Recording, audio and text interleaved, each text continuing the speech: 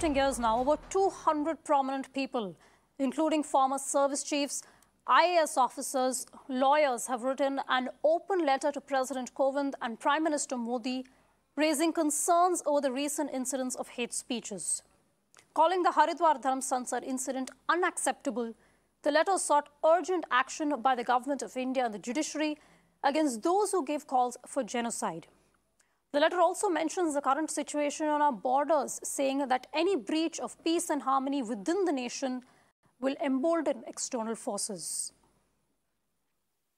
Okay, now this letter comes after several lawyers also had written asking for cognizance to be taken of the incident in Haridwar, the Haridwar hate speech. Now, remember, so far there have been no arrests that have been made.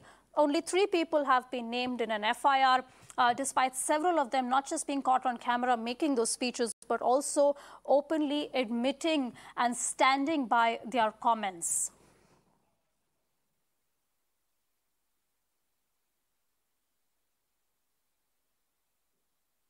Okay, Air Vice Marshal Kapil Kak joins us this afternoon. Air Vice Marshal, thank you so much for speaking to Mirror Now. I appreciate you speaking to us and wish you a very happy New Year. What made you and several others write this letter?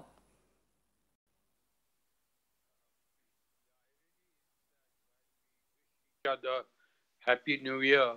There is a very unhappy situation in recent weeks which has caused a group of concerned citizens running across the professional spectrum, the Army, the Navy, the Air Force, Foreign Service, Administrative Service, Central Armed Police Forces, who have served decades in the service of the nation.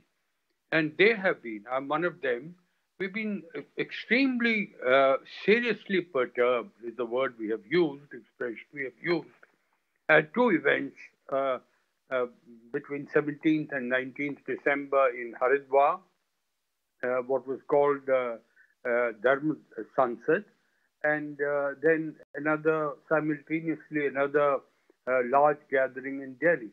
Now, why this is disturbing, of course, viewers will ask this question, that open incitement of targeting the minorities of India, the principal minority, the Muslims, and of course the Christians, Sikhs, and the minorities, including Dalits, and saying that there will be a majoritarian state in India, and if required, we must resort to arms to ensure that the majoritarian agenda is fulfilled.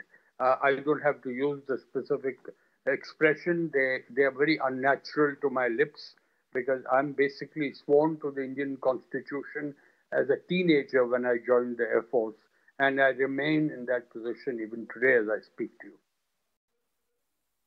That's very well said. Mr. Kak, now you also make a reference to, and you talk about the situation at the borders and how this could be used by external forces. Why did you mention the borders? Why do you think this is something that could influence our country's security at an external level as well? I have been writing on security and strategic issues for over 2.5 decades and participating in programs like yours as a strategic commentator. Let me submit for consideration of your viewers that India's grand strategy as a nation, which has ambitions to be a great power, rests on a basic foundation of unity and cohesiveness, which is internal coherence as a nation. We are a very diverse society. I don't have to remind your viewers.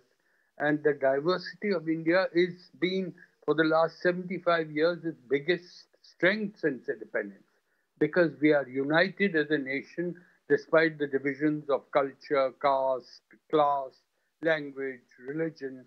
So to handle our external and internal challenges in a more effective manner, India has to remain united. And that is why we have made an appeal, not only to the highest governmental levels, but also to the higher judiciary. We've also appealed to leaders of all political parties, because this is what comprises decision-making structure of India.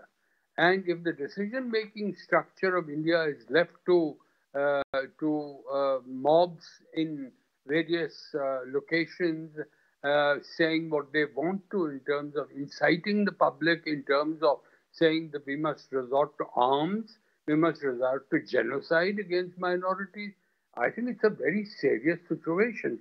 So we have not unthinkingly connected the developments with the borders, which are active, as you know, line of actual control with China, and also the kind of threats we continue to face as India rises in the air.